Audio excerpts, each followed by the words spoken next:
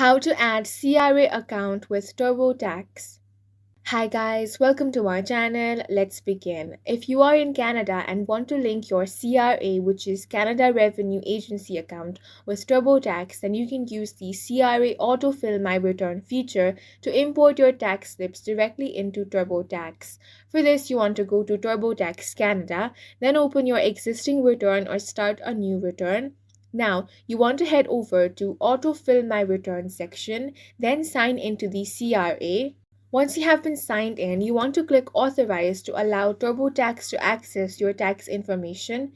Select the tax slips you want to import, such as T4, T5, RRSP, or other available slips. Click on Download to import the data into TurboTax. Verify the imported data to ensure accuracy.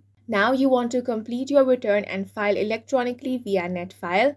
And that's it for this video. If you found it helpful, please make sure to hit the like button and subscribe for more videos like this.